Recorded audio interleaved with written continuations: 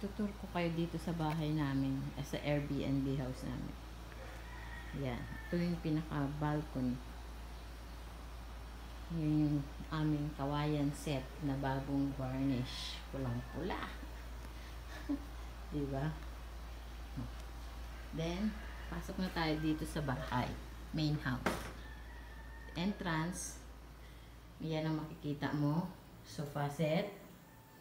May mga upo, may mga tsinelas. May 40-inch TV na with Netflix.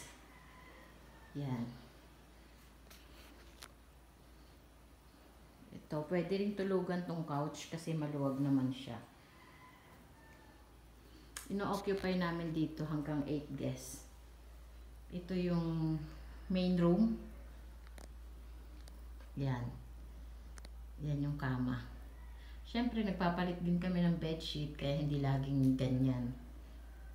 Oh. Yan. May free towel na rin. Pag extrang tao, meron kami ditong extrang comforter with pillow. May wifi, syempre. And then, punta tayo sa next room. Yung main room, may AC yun. Tapos, itong next room, fan lang. Ito yung next room namin. Yan, ang full size bed. Kaso, fan lang siya. Walang AC dito. May extra foam kami para sa extrang tao. And then, ang third room, ito.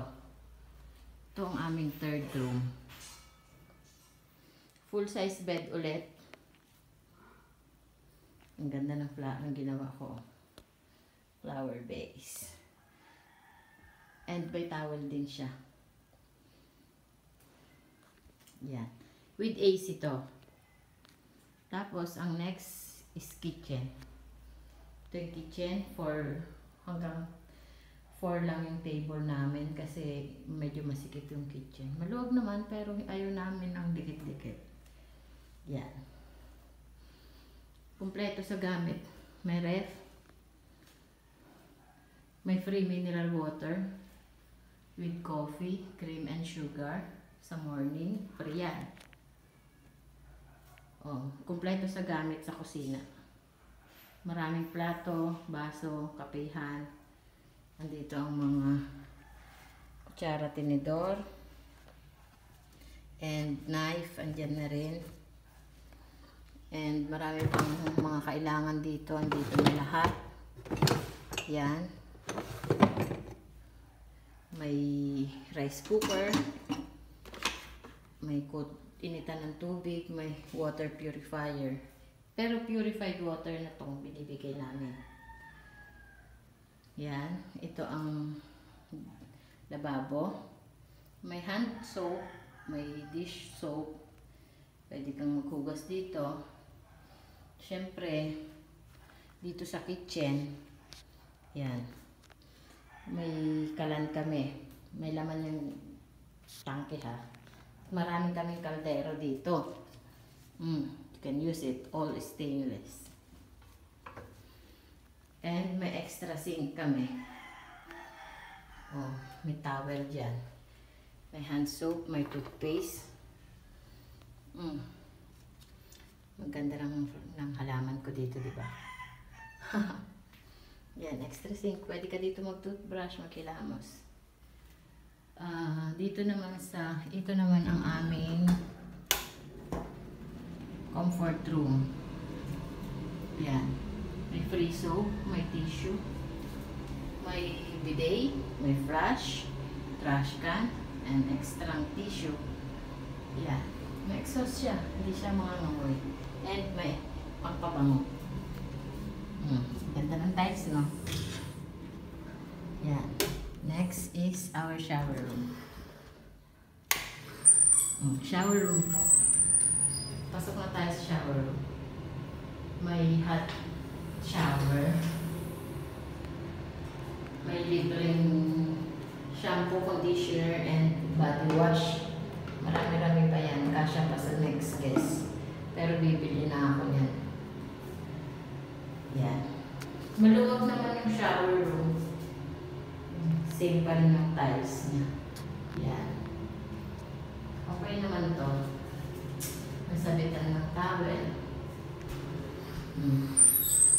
Pwedeng sabay ang apat dito.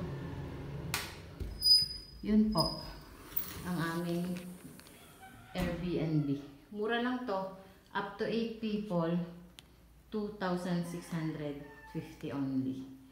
Pero, nakapasok kami sa Airbnb. Ilalagay ko yung link dito. At, andun ang price niya. Alam mo na, ang Airbnb may extra tax. Pwede kayo mag-message sa akin directly. Mas mura. Yung price ko, yun ang masusunod. Yeah. Ganda, diba? Yung mga lightings namin.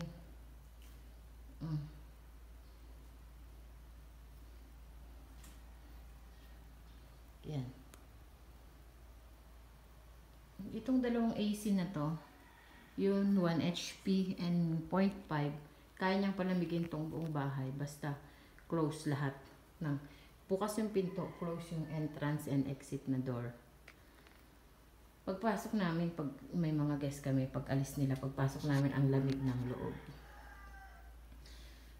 Kasi sealed naman siya. Hindi sumisingaw yung lamig.